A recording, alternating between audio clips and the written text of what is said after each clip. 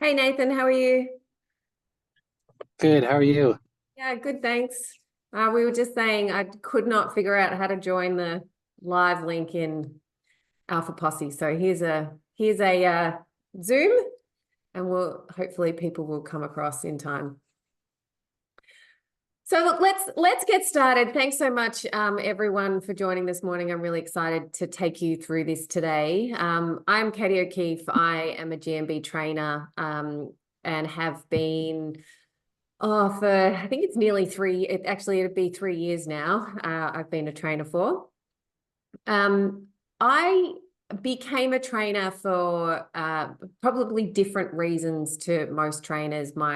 My background and my work is as a consultant, and as part of that, I do leadership development work. Prior to my current life as a professional consultant and leadership development practitioner, I was an elite triathlete. And so in my 20s, I ran around the world swimming, running, and riding as fast as I could. And I developed a real fascination as an athlete for how we think affects how well we perform physically, and often at the most elite level of sport, the difference between winning and losing isn't physical, it's mental.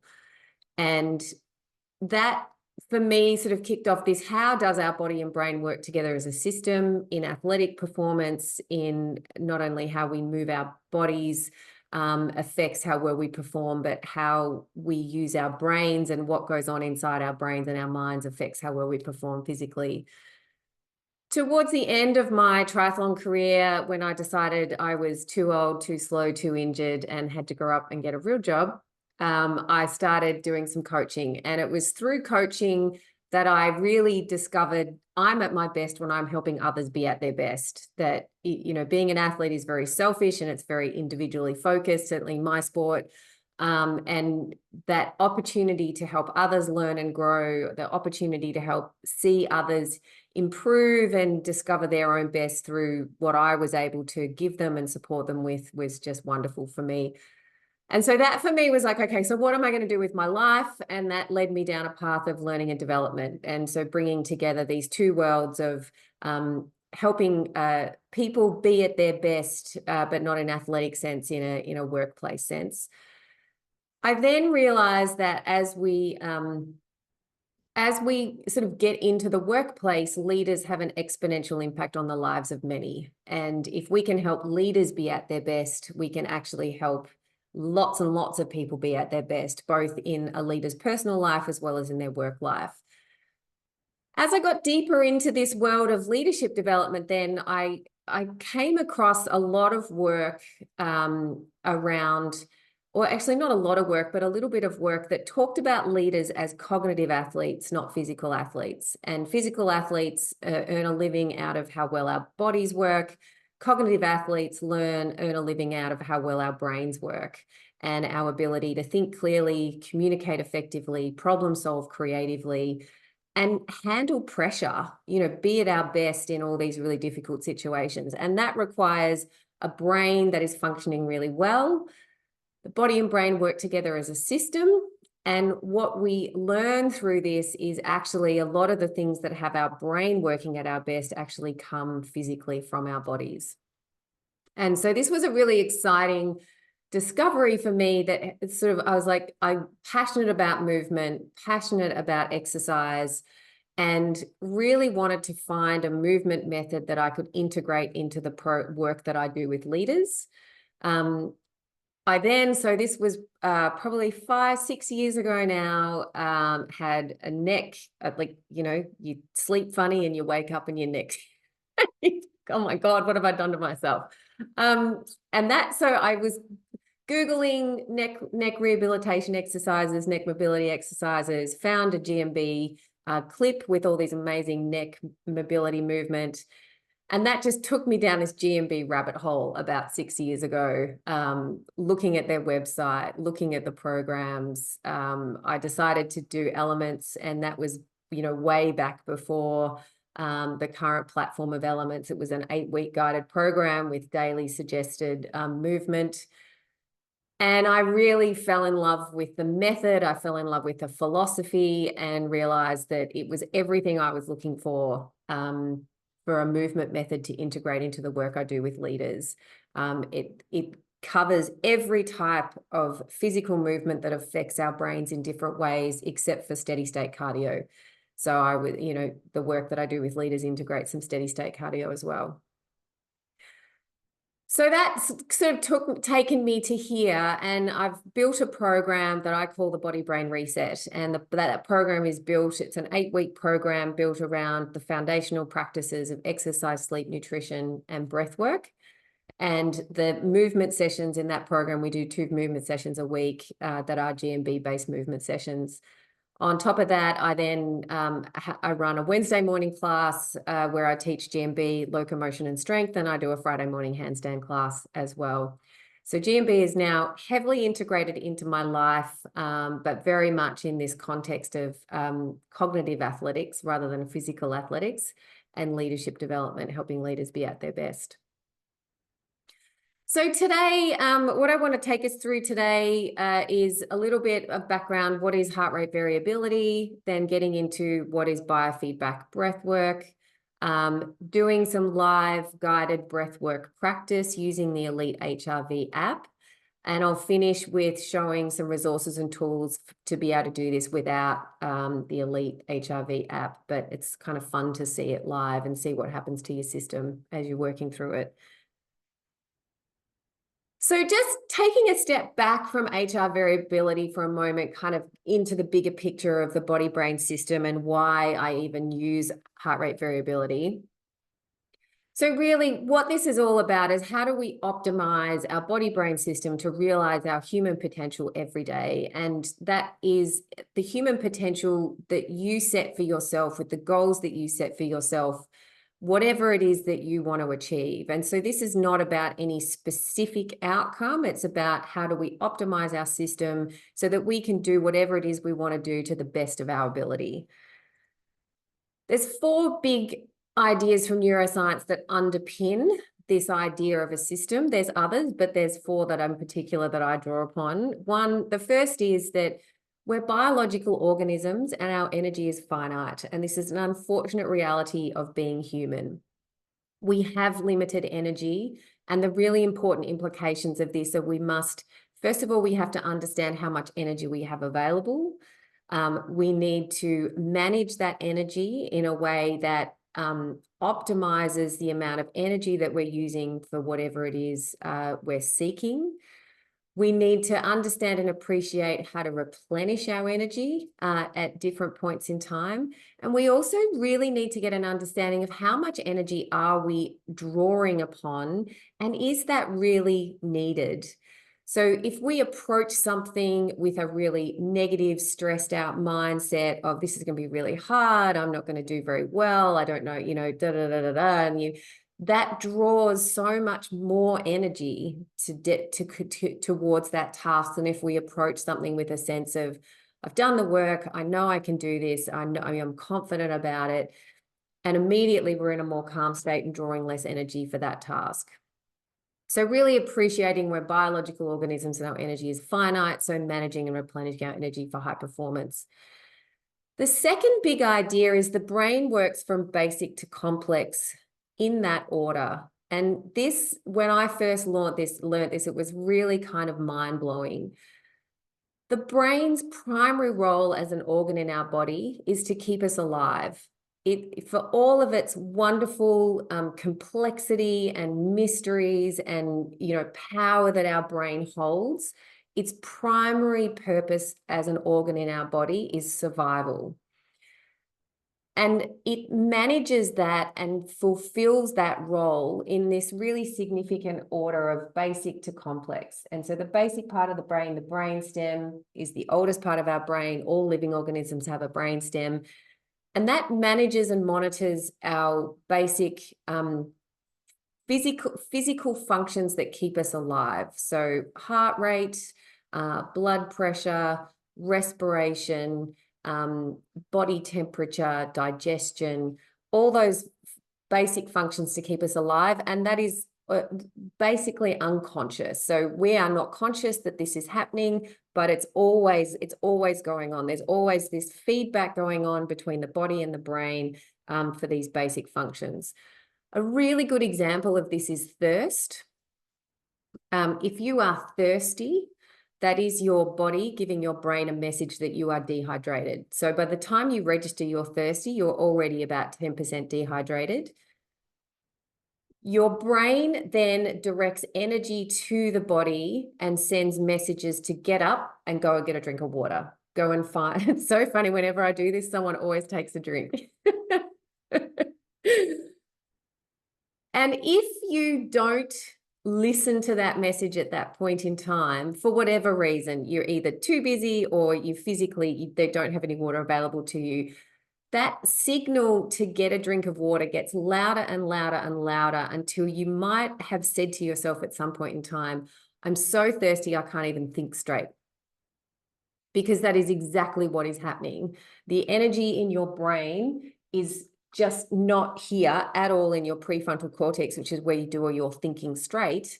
There's no energy there at all. And so you can think about when you're so tired, you can't think straight. When you're so hungry, you can't think straight. When you're so stressed, you can't think straight. That's exactly what's going on.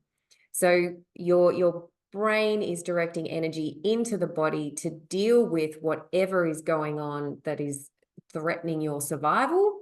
And then that energy is not available for clear thinking, rational thinking in that frontal part of the brain. The middle part of the brain then is our emotional seat of the brain, and this is where we sense the world. So all of our senses, our seeing, our hearing, our smelling, our tasting, our touching, our sense of connection, relationships, all of those emotions sit in the middle part of the brain.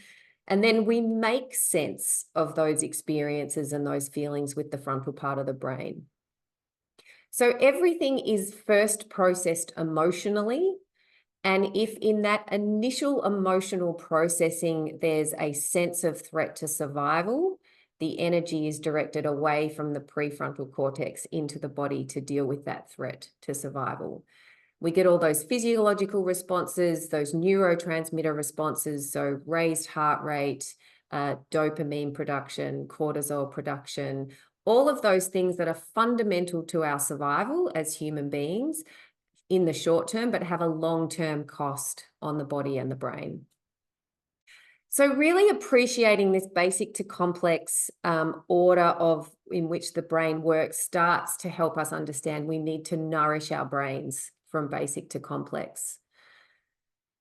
Hand in hand with that is, we don't this wonderful sort of neuroscience understanding that we don't believe what we see, but we see what we believe in the world. And vastly, the brain's functioning is unconscious. So we unconsciously process somewhere around 40 million pieces of information per second. Consciously, we're able to be aware of about 40 of those per second, which even that seems like a lot. So there is so much going on that your brain is perceiving and aware of that is entirely unconscious to you, and you become conscious of information that is critical to your survival, either to move away from a threat or towards an opportunity. But you're tuning in and out of that. What you think is important to your survival is unique to you, because what you value and what you think is important is going to be built throughout your life on your experiences, your education, your, messages you've had, mistakes you've made in the past, things that you've learned. So what you pay attention to is going to be quite different to what I pay attention to.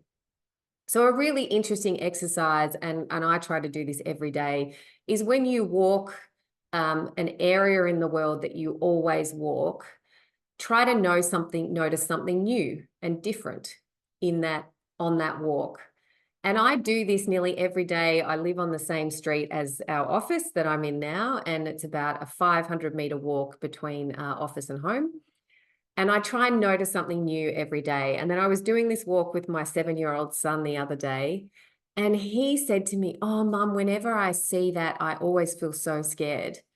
And I looked at him and I said, "Jimmy, what are you talking about?" And on the footpath, there's a graffitied skull. I have never noticed it. And, and I consciously do this walk every day trying to notice something new. And I have never noticed this skull. And he notices it every time he walks. And so, there is so much in the world to see and experience. And so engaging in practices that help to expand what we see in the world, but also having this deep appreciation for what others see and experience in the world and how that's different to ours. Which brings us very much then to this last idea that we're inherently social beings wired to flourish in groups. So nurturing our social connections and relationships is critical. From the brain function, this middle part of the brain where we process and make sense of emotions, most people that I deal with, their most significant stresses in life come from relationships, social connections, and their feelings of identity in the world. So having this awareness that our relationships are such a critical driver of survival in our brain that if there's anything going on in relationships that's going to alert that stress response, we're not thinking clearly. So again, having ways to intervene and hack this body-brain system when we're in a stress state so we come back into a relaxed state so we can think clearly. So the research around this and the practices that are shown time and time again to have the greatest impact on our system is movement, nutrition, sleep, and the breath. And so the program that I run looks at all four of those practices, and today I'm particularly going to spend some time talking about breath. And then the way in which we can measure this, so this is where heart rate variability comes in, is that heart rate variability is an objective measure of the health of our system at any point in time. And so that's where I'm going to, so that brings us into the segue of then, well, what is heart rate variability? So heart rate variability is a measure of the interbeat variability between successive heart contractions. And so making sense of that, a heart rate measures the average beat per minute. So for example, you might have a heart rate of 60 beats per minute, but it's not actually a beat a second. So the heart doesn't beat like a metronome. There's this natural variability that occurs between, if you look at it on an ECG graph, these peaks that are called the R peaks. There's this natural variability that occurs between those peaks. So while you might have 60 beats a minute, it's not a beat a second or 1,000 milliseconds between heartbeats. There will be this natural variability that will occur. And so heart rate variability measures the change in time or variability between those successive heartbeats. And why does that matter? Well, variability is good in biological systems. In mechanical systems, we don't want variability. Oh, we've got a thumbs down from Larry. Did you mean that, Larry? No, that's a Mac thing. It like if I do this, it'll start giving balloons and stuff, and Okay, cool. a thumbs up. It'll give a thumbs up after a couple, like right Oh, there. there's your thumbs up. There you Yeah, go. it's built into the Mac. It works in all the video software. It's annoying sometimes. Well, you did something that your Mac thought it was a thumbs down and gave me a Yeah, thumbs. I'm sorry. Oh, don't give me a thumbs down. So in biological systems, variability is good. In mechanical systems, variability is not good. We want consistency. But in biological systems, variability is reflective of the adaptive processes going on in that system. And so within our heart rate system, within our own biological system, a high variability in our heart rate is reflective of a relaxed physiological state. It's reflective of we're calm, we're measured, we haven't got a lot of stress going on. We're just our body is letting go of those systems and allowing that variability to be present. When we're in a highly stress responsive state, which again is healthy and natural, it's critical for our survival. We just don't want to be in this state all the time. But when we are wanting to perform, the body takes over and more tightly regulates all these processes and systems. And so your heart rate variability will drop when you're in a performance state, and that's great. You want to then make sure you're able to relax and calm and let that variability come back in. So if you're measuring your heart rate variability every morning, upon waking, you want there to be a high heart rate variability. If you were measuring your heart rate variability when you were running, you would want there to be a low heart rate variability. Or if you're doing some sort of performance, making a presentation, doing something that's really important, you would want there to be a low heart rate variability because you're in a performance state. So heart rate variability then is an accurate measure and a non-invasive accurate measure of the autonomic nervous system and therefore health. So the autonomic nervous system is this division of the nervous system that unconsciously controls all these critical bodily processes and influences the function of those internal organs. And so some of those processes are listed there: heart rate, blood pressure, body temperature, all those sorts of things. The autonomic nervous system is communicating with the body to maintain homeostasis. So again, we're wired to survive. We as humans have this very narrow band that we can survive in. So thirst is, this very narrow band of bodily hydration. If we need to go to the toilet, we've got too much fluid. If we're thirsty, we need more. If we're feeling cold, that is our body's way of telling us that our temperature has dropped too low and we need to go and warm up. If we're feeling hot and we start sweating, it's our body's way of telling us our temperature is too high and we need to cool down. So all these things go on that, we're such a fragile species, really. Our ability to survive is so narrow. But this is what's going on. So our heart rate variability is an accurate measure of the health of this system. And within this system, there's these two complementary branches. And what's really interesting about these two branches is that they're controlling exactly the same organs with opposite effects. So the sympathetic nervous system, which is the system that we often hear of as fight, flight, or fight, flight, freeze, keeps us alive at any cost, and it's really important for our short-term survival. So you can see that the sympathetic nervous system does things like increases the heartbeat, relaxes airways, inhibits activity of the stomach, inhibits activity of intestines. So this is the sympathetic nervous system that kicks in when we need to respond to something or perform in some way. Critical to our short-term survival, but keeps us alive at any cost, so it does damage.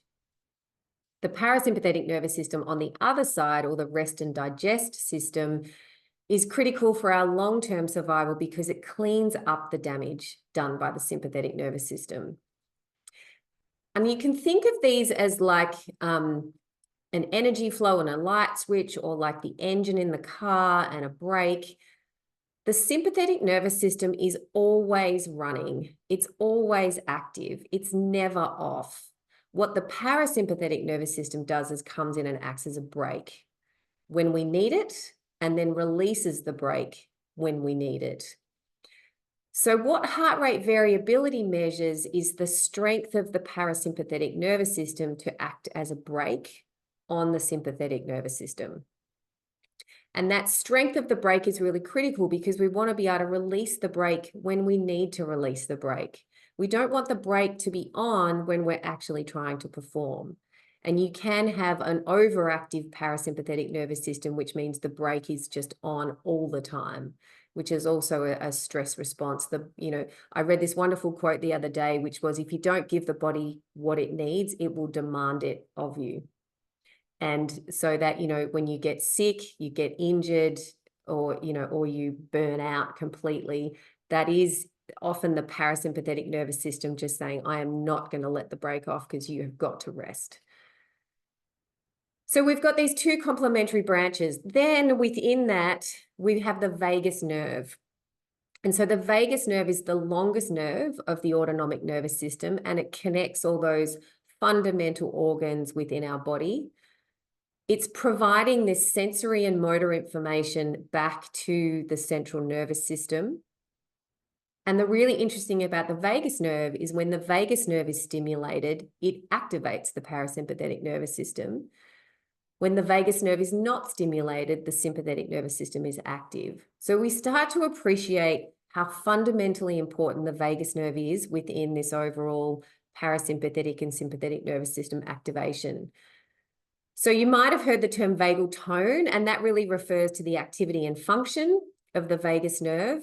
Decreased vagal tone is associated with increased mobility, and increased vagal tone is associated with increased health and well-being. And so bringing this back to heart rate variability is effectively measuring vagal tone and parasympathetic activity. And when we breathe through the diaphragm, we activate the parasympathetic nervous system. So a couple of other things on heart rate variability, and this comes into, Javier had a question about genetic factors. So what factors affect heart rate variability? So absolutely, demographics and genetics play a role. So typically we see women have a higher heart rate variability than men. Typically, as we age, our heart rate variability drops. And I'm certainly seeing that. I've been tracking my own HRV now for probably 7 or 8 years. And even with all of the practices that I have to maintain my heart rate variability, it's dropped from sort of a baseline average of 68 to a baseline average of around 62, 63. So, and I know that that is just simply aging. So there are some of those demographic factors play a role, but lifestyle factors have a much more significant role. So we see aerobic athletes have a higher heart rate variability than non-aerobically trained athletes. So there is this, and it was really interesting seeing this kind of chat on Alpha Posse a little while ago about steady state cardio training. Cardio is critical to our health. Maintaining cardiovascular fitness is really important and it does improve our heart rate variability over time. So I have seen equally with me, as I've moved away from triathlon training and lots of running and lots of cardio-based training to more strength-based training, again, that drop in my HRV. If I build back in more cardio training, I will get a lift in my HRV, and it happens quite quickly. It's not like it takes years and years. So those factors play a role. Fundamentally, inflammation is what plays the most significant role in our HRV. So understanding and engaging in practice that reduce inflammation in our system, reduces stress in our system, and will increase our heart rate variability. So stress results in increased inflammation. Poor food choices result in increased inflammation. Not moving enough, increased inflammation. Not sleeping well, increased inflammation. So those lifestyle factors that lead to inflammation in the body-brain system will result in decreased heart rate variability, and the flip side. So if we can engage in practices that reduce inflammation, improve the health of the system, then we get increased heart rate variability. So I'm just going to pause there because I'm going to go from now into more a detailed exploration of breath work. Are there any questions? And that's a lot. So that's like 5 years of study for me, compressed into about 15 minutes. Any questions? Yeah, go, Nathan. So I had, let's see, it was 2015. I had open heart surgery and they replaced a heart valve. It seems like, again, my wife is her heart rate variability when we wake up in the morning, that always dings me on my score. And I'm not sure why, because I'm in fairly okay shape, but I don't know. I'm just kind of curious if that might affect it. That is a good question, Nathan. I haven't actually had any work with people who've had surgery. I did work with a guy who had a particular heart condition, and I can't remember the name of it now, but basically all 4 chambers beat at the same time. And so he has a really high heart rate. And we saw with him over time, just engaging in some of these breathwork practices, that we were able to influence his heart rate variability, even though his natural baseline and heart rate sits higher than most normal people.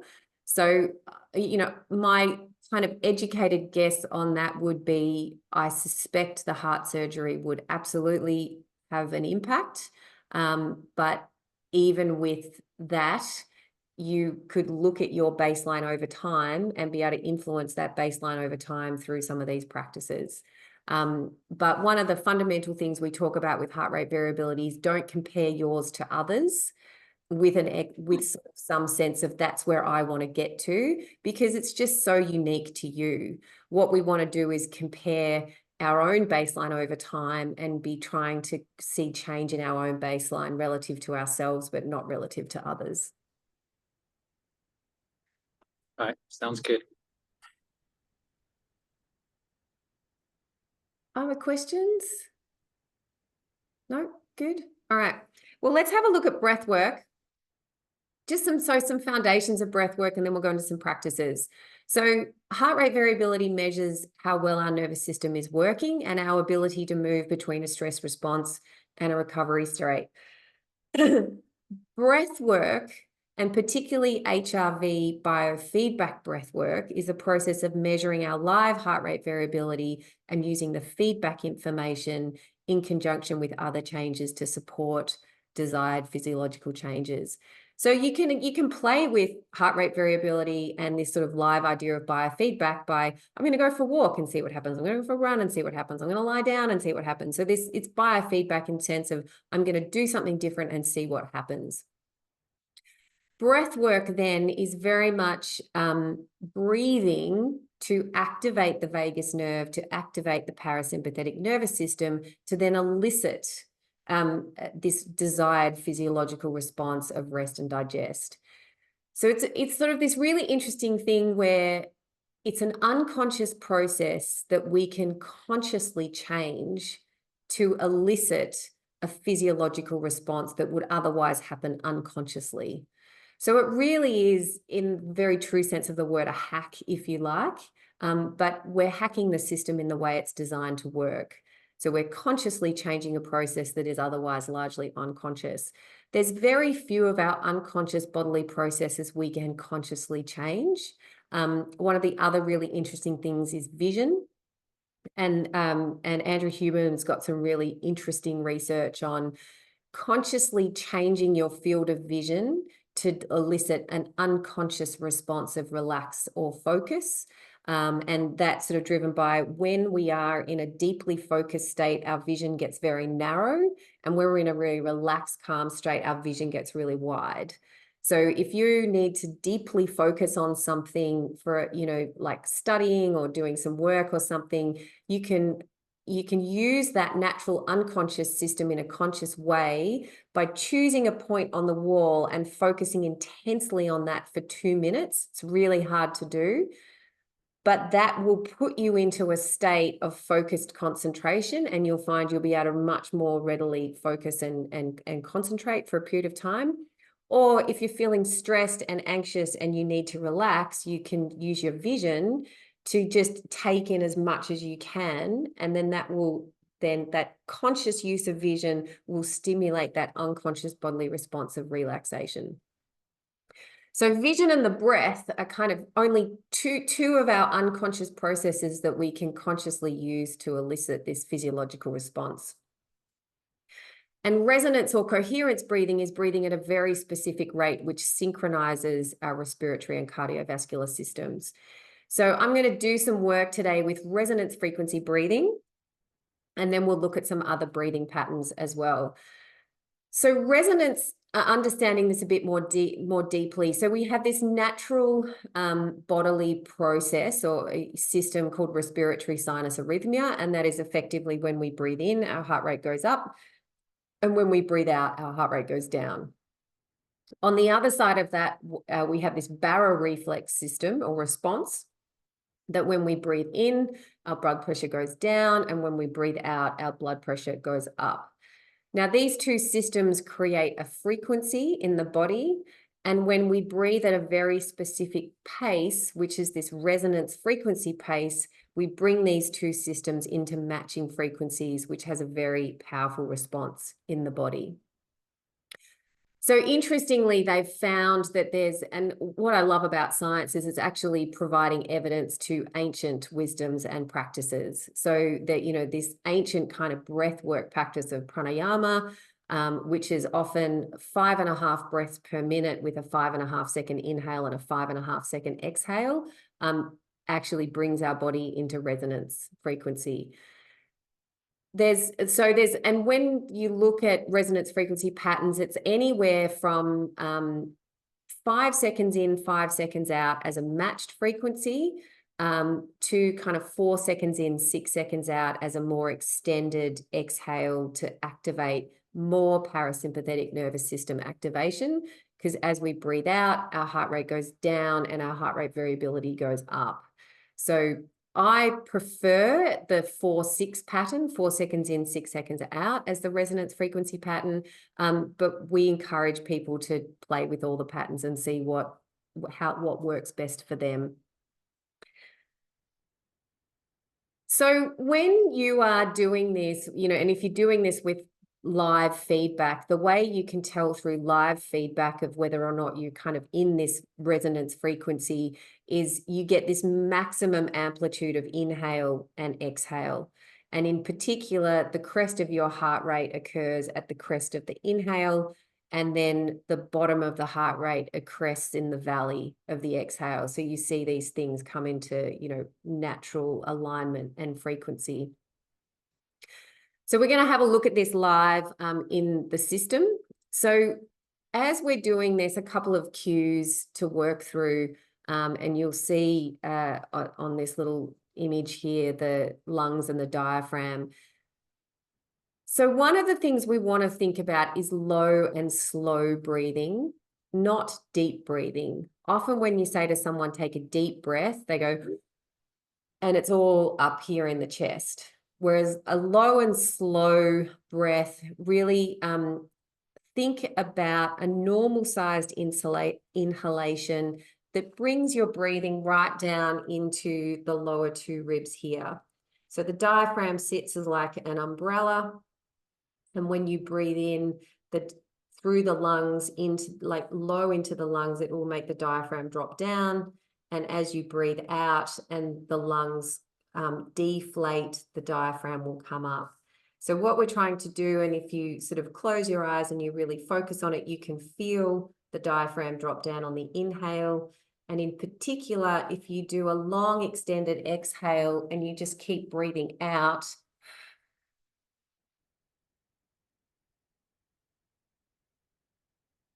you'll really feel that diaphragm come up as you get less and less and less air in your lungs. So when we're doing this breathing, it's a normal size inhalation. Think of it as like smelling a flower, low and slow into the lower 2 ribs through the nose. And then when we exhale, it's exhaling slowly through slightly pursed lips. And I like to think of it as like when I've got a cup of tea or a hot coffee and I'm blowing to try to cool it down. So it's a...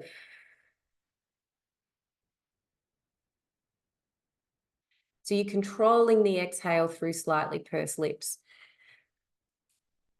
We'll be able to see, and I'll come into a live demonstration now. I'll just, it has stopped. I did have this all set up, but I'm just coming across to here and I'm going to reconnect this so I can show you what this looks like live.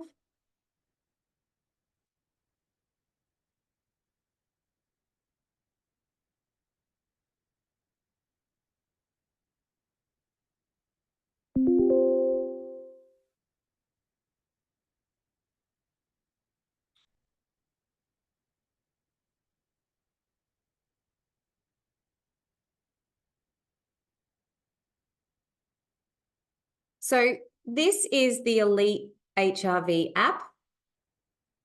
And there's lots of things in here, but in particular down here, there's this biofeedback setting within the app itself.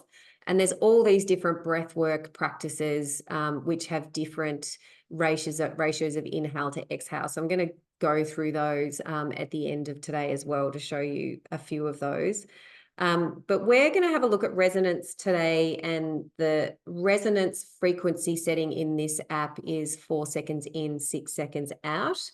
The balanced breath work pattern in this one is 5 seconds in, 5 seconds out. So they're both built in, but we're going to do the resonance frequency. So I'm just going to start this and then I'll show you the data that you can see live as you do it.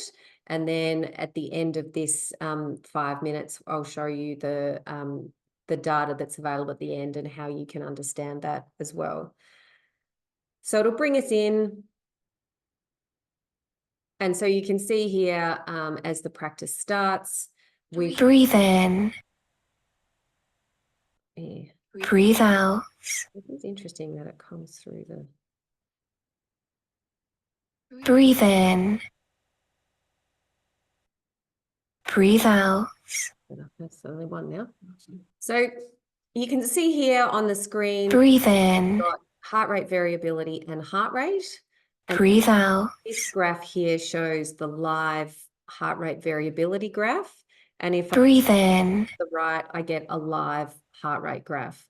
breathe out, I like to use the heart rate graph because I like to see getting this amplitude between the inhale and the exhale. breathe in, So you can see as I'm talking, my heart rate breathe out, over the place, but mostly lower. And my heart rate's a bit all over the place as well. breathe in, Sit now. I'm just gonna put my chair down a little bit, breathe out, back comfortably, and actually start breathing now in line with the pattern. breathe in, breathe out,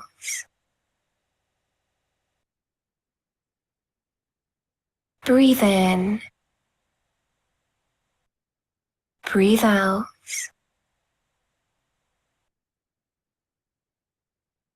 breathe in, breathe out,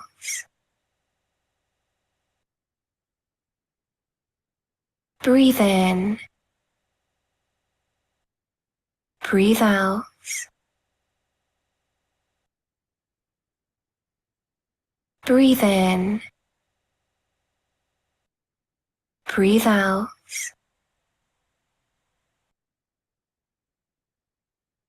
breathe in,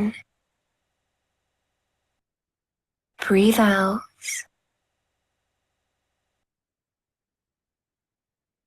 breathe in, breathe out,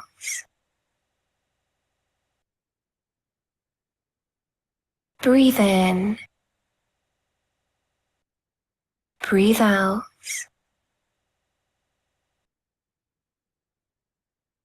breathe in,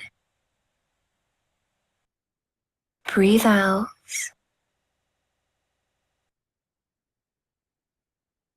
breathe in, breathe out,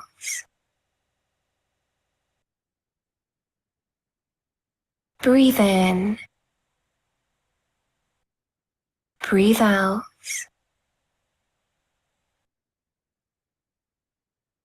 breathe in, breathe out,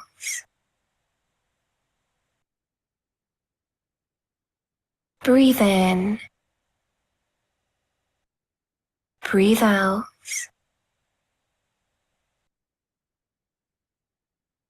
breathe in, breathe out,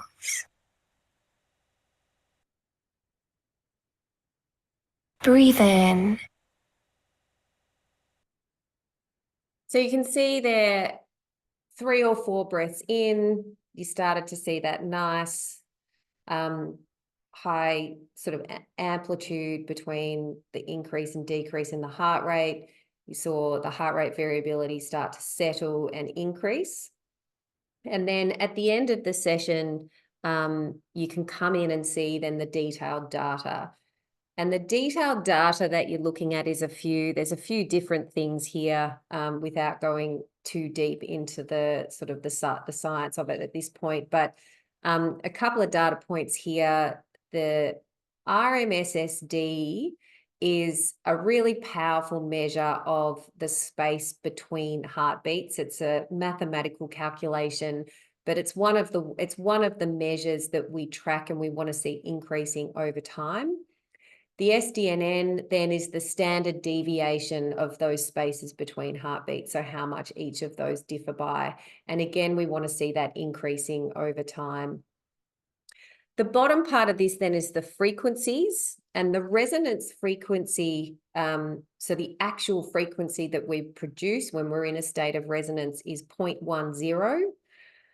For whatever reason, I'm always 0.098 or 0.102. I've never actually been able to get 0.10, and I need to ask Elite HRV why that is. And I've never known anyone else to be able to get 0.10. But 0.098 or 0.102 is really, close enough. You've then got these power numbers, and this is really interesting. So this low frequency power number, this is the number that we want to be working in our breathwork sessions. It's a kind of a balance between the parasympathetic and sympathetic nervous system, and really demonstrates strength in that baroreflex and respiratory sinus arrhythmia. The high frequency power is purely a parasympathetic nervous system measure. And at rest, when we wake up in the morning, that's the number we want to be high. So when we're doing breathwork training, we're training low frequency power, and at rest, we want to see a high frequency power number. So I'm just going to come back, and I'm going to do a slightly different one so you can experience something quite different. So, and I'll come back to the slides in a moment and show you the rest of these. But these first sort of breath work patterns have a longer exhalation to inhalation to relax you, stimulate that parasympathetic nervous system activation. And if we come back to sort of that science of the brain works from basic to complex, when we're activating the parasympathetic nervous system, we're turning off that sympathetic nervous system fight-flight response, and we're enabling the energy to return to our prefrontal cortex. And so we're enabling ourselves to think more clearly, process information, think logically and rationally. So if you're finding yourself in an activated stress state, even just one breath is going to activate the vagus nerve, which will stimulate the parasympathetic nervous system, which will turn off that fight-flight response and enable you to think more clearly. So my gran used to say to me when I was a little girl, Katie, just take a deep breath. And it's like, God damn it, she was right again. Gran was always right. So these first patterns are very much stimulating the parasympathetic nervous system, moving us into a relaxed state. And then we can move down to some of these other patterns, which are more of an inhalation pattern, which activates and gets us into a state of awaken or focus. And we're going to have a play with the workout priming one. I've been doing this before all of my workouts, and it really surprises me how much better my workout is from doing this particular session. So this one has a short inhale with a hold and then a long exhale. And, this short inhale and hold really starts to stimulate and build up oxygen in the system. And then the exhale builds up the carbon dioxide, which enables the oxygen to move to working muscles. It's quite intense at first, but 5 minutes before a session, I've been absolutely loving it. So we'll just do a couple of minutes of this one, and then I'll wrap us up. But again, you'll be able to see live the effect on heart rate as we do this. So it'll just connect, and it'll again, you'll get that breathing pacer.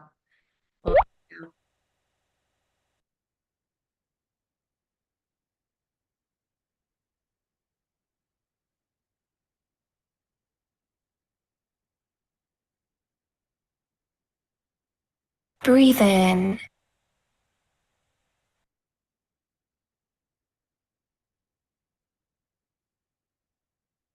Breathe out.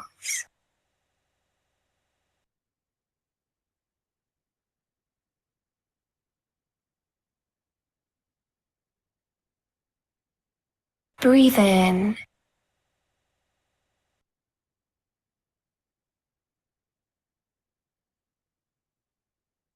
Breathe out.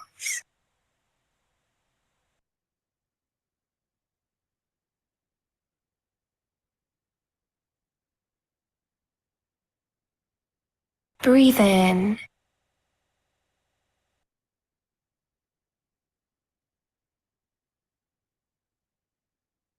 Breathe out.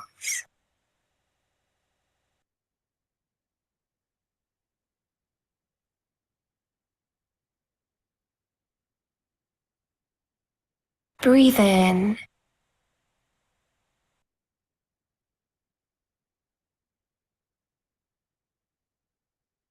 Breathe out.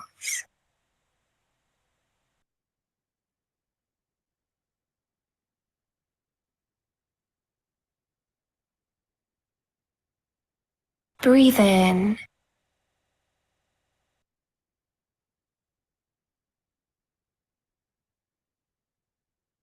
Breathe out.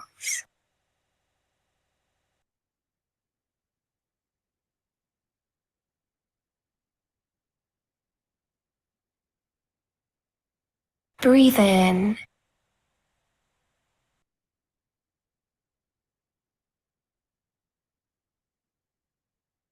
Breathe out.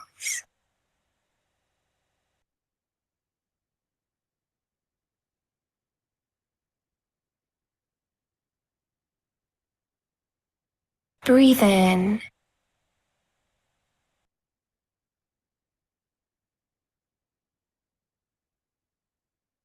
Breathe out.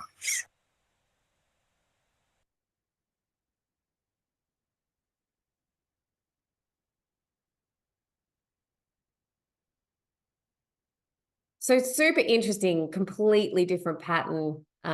Always makes me feel a bit warm and a bit tingly. And I've just found it really interesting how much that changes my workouts.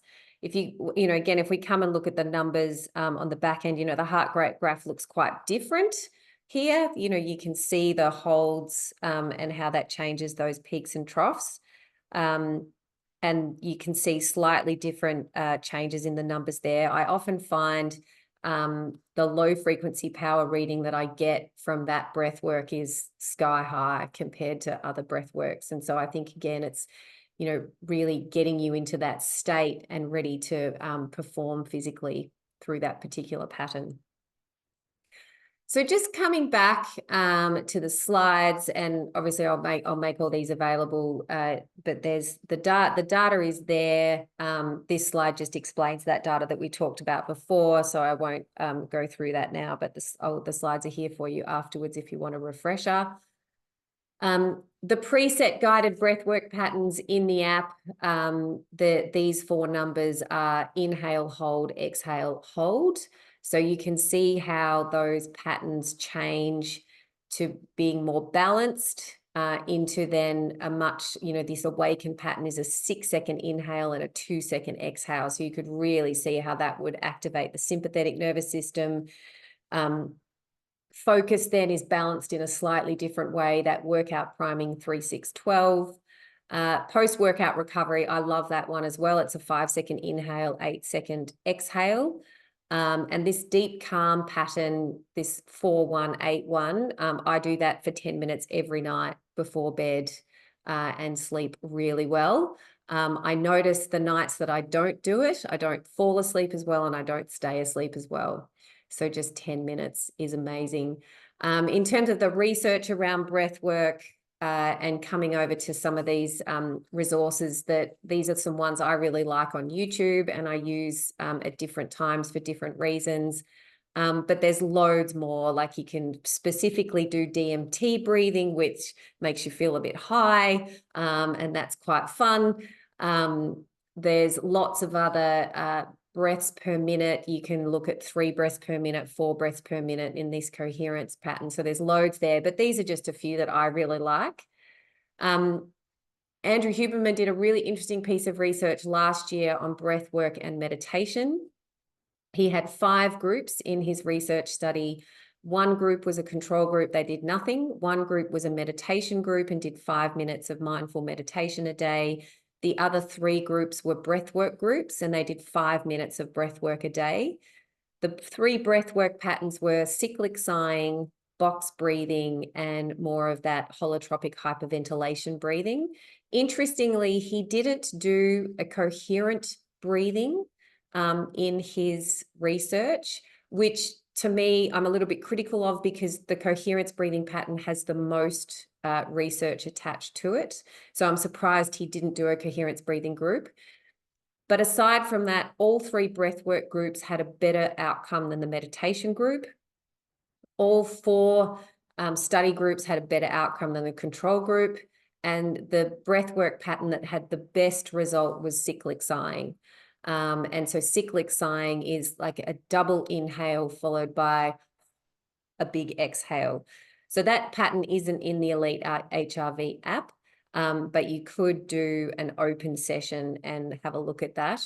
So cyclic sighing is here on, and I do cyclic sighing, and but the sort of the message is, for any of these, you only need to do 5 minutes a day, and you will get a benefit from it. With my program that I run with people, we do 10 minutes a day to start with, and increasing that to 15 minutes a day. People do notice an improvement in the outcomes they get when they go from 10 to 15 a day.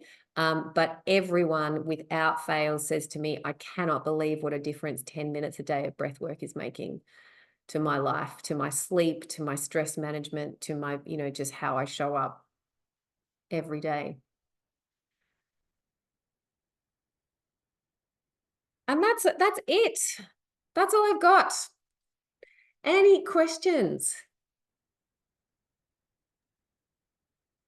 Well, definitely some gratitude. Thank you so much for sharing this. It's incredible.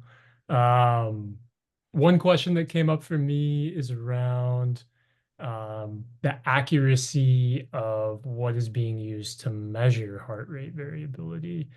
I'm just wondering, like, how accurate the data that's going into the app is, and whether some devices are like better than others. Like, are there ones you would recommend over?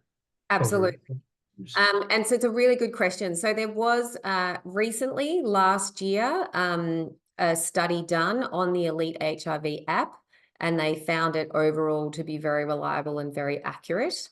The Elite HRV app, people themselves talk about the accuracy of different devices and the reason why they use the Polar H10 strap and not other devices. So most devices that tell you they're taking an HRV measure actually smooth out the variability, and the devices just don't have that accuracy to give you a really good reading. So the devices that tell you you can take an HRV app by using the camera on your phone are totally unreliable. And interestingly, Elite HRV themselves did this whole research piece a couple of years ago to see if they could build sufficient accuracy into a finger reading with the camera, and they couldn't. So, definitely the HRV strap, the Polar H10 strap with the Elite HRV app, is highly accurate. The Whoop bands and the Aura rings do capture the data at that level of accuracy. The challenge with those, and this is almost counterintuitive, is a 24-hour reading. There's actually too much variability in 24 hours for you to get a really accurate measure then of your morning readiness if you're using it for that. So I had one woman in my program who had an Aura ring, and she used the app, and she was getting difference in her morning readiness readings between the Aura ring and the Elite HRV app. And she said the Elite HRV reading better matched her subjective feeling of readiness for the day. On subjective feelings of readiness, it's actually really fascinating that they find there is a really close correlation between your subjective feeling of readiness and an HRV reading of readiness when you do take it. It's not always highly correlated, but there's enough research around it that says you don't have to do this to kind of, if you tune into really how you're feeling, and then you engage in these practices that we know will help you to feel and function better, the data is interesting and can be informative, but you don't need it. So if you were just to use the YouTube resources and engage in some breathwork practice, having seen that on the screen today and having seen the effect that it has, you can just imagine that for yourself. that when you start to get in this resonance cyclic breathing, you're getting this amplitude in your heart rate. You're getting this beautiful smooth graph. You're getting this physiological response, and you're getting this neurological response as well.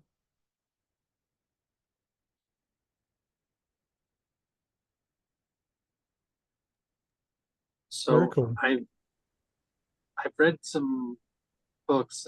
Recently was it called Breathe? Yes, breath. And yeah, and it talks about like nose breathing versus mouth breathing, things like that. How significant is that? Oh, there you go. Yeah. Yeah, same. My It's a good copy is book. somewhere. I finished reading it over the Christmas holidays this year as well. It is a brilliant book. And the thing that got me with that book is I've done a lot of research and reading on breath work, and I learnt so much from that book, even with everything that I knew already. And one of the things that really blew me away was the nasal breathing and the production of nitric oxide. So I have actually moved a lot of my breath work practice to wholly nasal breathing, and trying to become a lot more conscious of nasal breathing all throughout the day. Even when I do the Wim Hof breathing now, I do it all through the nose to stimulate that nitric oxide production rather than in and out through the mouth. I think, Wim says any hole works. So like, as long as the air's coming in and out, it's fine. I do get a better HRV outcome if I do that long extended pursed exhale through the mouth. So if I breathe in through the nose and out through the mouth, I do get a better HRV result. But if I'm struggling with, I get a lot of upper respiratory tract, instead of just a long extended exhale through the mouth like that, I'll actually hum my exhale, because humming produces the nitric oxide, which then naturally helps heal the sinuses and, stimulates the immune system in that way. So I think, it's whatever works for you in the end, really. Anything's better than nothing.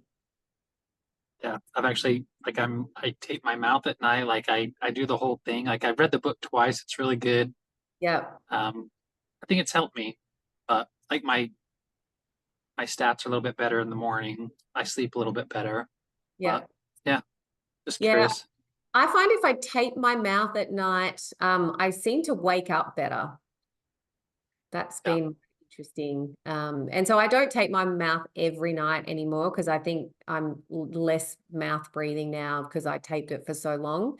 But there'll be some nights that I'll think, oh, I'm feeling a bit stuffed up in the nose. I'll tape my mouth to force myself to keep breathing through the nose. I'm a mouth breather, so I got to tape. Yeah. Otherwise, I'm just like, Yeah. So Larry, you had a question too? Oh no, I was just saying thanks. It was great. Oh, Yeah. thanks, Larry. Mhm. Well, good luck. Oh, sorry, what was that? Go, Cameron. Yeah, go. I was just gonna say, so I am part of a network of like leaders in the social sector. I went through a leadership program, and I'd be really interested to bring some of this to that group. So I'm just wondering, like, you're gonna share the slides. Um, I'm sure that you'll have like attribution in there, but I want to make sure that if I do that, it's okay, and also that I do anything that I can to kind of point people back to what you've been doing in Australia. Yeah, 100%. Still with pride, Cameron. Still with pride. Okay. No, I'm not trying to steal, just No. trying to point to what you're doing. But It's the saying we use with people in our network is like, use it, share it, attribute it, as you say, and then point people back to me if they want to connect. It's amazing. okay. Awesome. Thank you. Well, thanks very much, everyone. It's been a fabulous way to start my day. I hope it's a nice way to finish yours. And we'll see you at the next one. Sounds good. Thank you, Katie. Thank you. Yeah, thanks. Bye. thank you. See ya. See ya.